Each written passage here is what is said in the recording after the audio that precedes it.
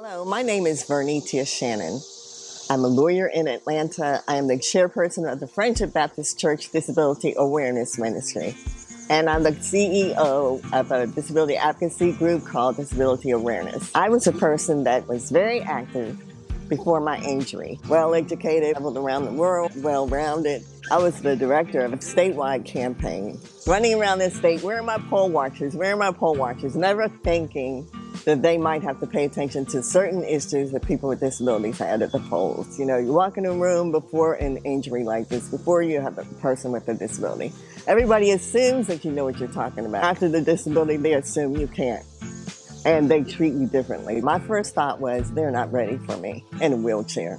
So I decided, you know, there were a lot of people like me. That's when I wanted to be a comrade for them. The mission of Disability Awareness now is to make the public aware of the need for accessibility and the inclusion, the importance of the inclusion of people with disabilities. My name is Randolph, and I've lived in Georgia for 17 years.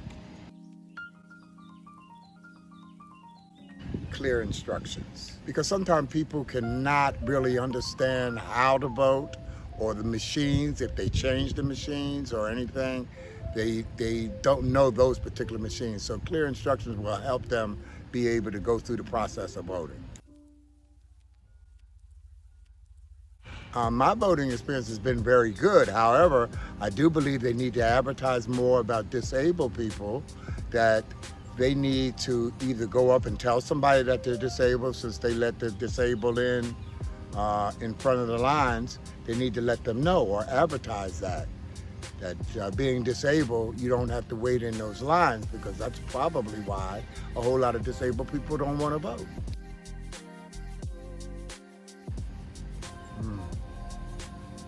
Treat people with dignity when they come in. My name is Wanda, and I've lived in Georgia for 17 years. For me, to be treated with dignity is most important. I feel like as a voter, it's most important to have someone teach you with dignity and respect, because you're there trying to vote to get the issues taken care of. And when people are not paying attention to you or ignoring, because a lot of times you have disabilities that people cannot see. Like, for instance, myself, I've had different surgeries. You can't really tell by just looking at me. So they need to go through and ask people, are you disabled? Just giving me a helping hand, following me, and not just me, but anybody that's disabled, and asking them if they need help. Just that they need to be more sensitive to the voter.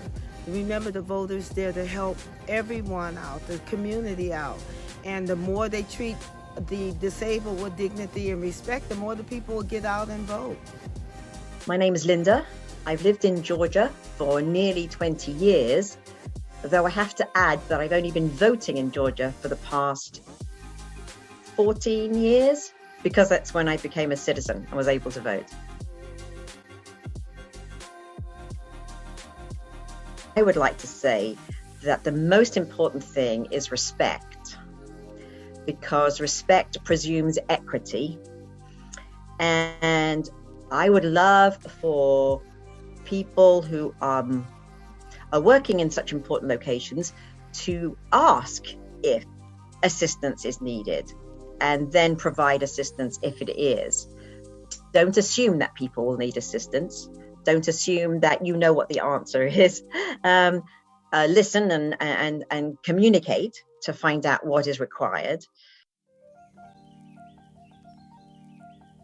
An acquaintance of mine who is blind and wanted to vote without anybody else seeing how they were voting.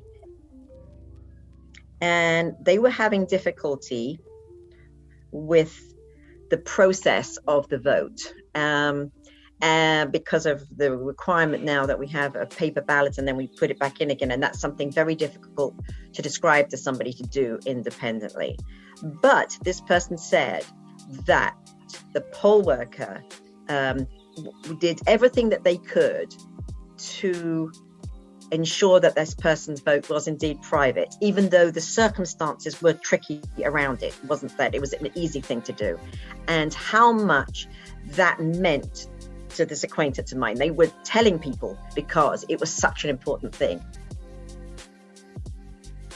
I think that if poll workers really would like to do their job as best they can, and I'm sure it's quite a complicated job anyway, it would be to understand that for many people, getting to a polling station and voting has taken a remarkable amount of effort, transportation or childcare or lots of different things that can prevent us, time from work and all those different elements. So there are people who've had an extraordinary number of barriers, and yet there they are voting, and that should always be appreciated and encouraged, of course. My name's Kim, and I have lived here since 2013. So I'm the executive director here at Disability Link. Disability Link is ran for and by people with disabilities. One, treated with dignity. One of the main things for me is I can't hear when I'm being herded into an area. And so, I'm having poll workers yell at me when I clearly said, look, when it comes my turn, can you kind of like wave at me because I cannot hear you. And the privacy, the ability to not be called out that, hey, you with the hearing problem, come here,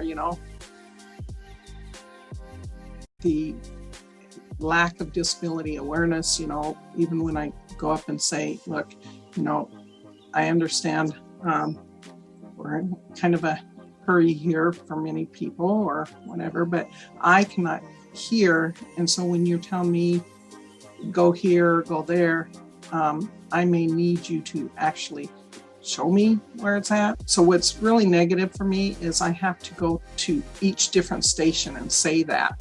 And then it does not give me the opportunity to say it when it comes to the final place because you're standing in line there. So there's no communication when it should just really be a standard that perhaps they waive for the next person.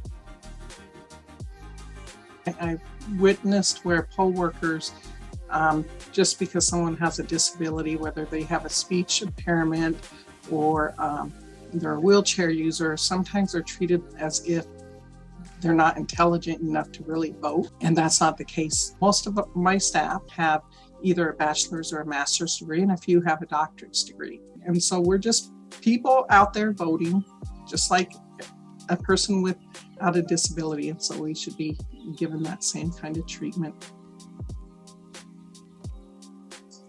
So I think the key takeaway should be it's individualized as the person wants. Some individuals, all they need to know is that it's 20 steps to the left and they can find their own space. Others would like you to walk them over there, and some may say, put out your elbow or can I touch your shoulder? Letting the person with the disability make the decision of how you're going to support them in getting to vote. My name is Bridget, and I've lived in Georgia all my life. I am a peer leader. I facilitate the women's support group, and we are called the Women of Work. I definitely am looking to be treated with dignity and respect. And I'm also looking for a poll worker that knows about the device that I need to use to vote. Though I am sight impaired, I don't have any information on how to use it. So I would expect that to come from the poll worker. I would expect my Georgia election board to care enough about me as a blind or sight impaired citizen enough to provide education to those poll workers. Now, that has changed as a person with a disability. Now my experience, the process is a little easier just as far as the waiting in line part. Because I'm a person with a disability, I do get to go to the front of the line. And so that part is easy. What I have found a little difficult is the poll workers. Number one, they are not very knowledgeable about what's politically correct as far as what to say to me as a person with a disability. I don't read or write printed material. And so that means that we have to communicate verbally. So anything that you need me to know, I need you to communicate it to me verbally.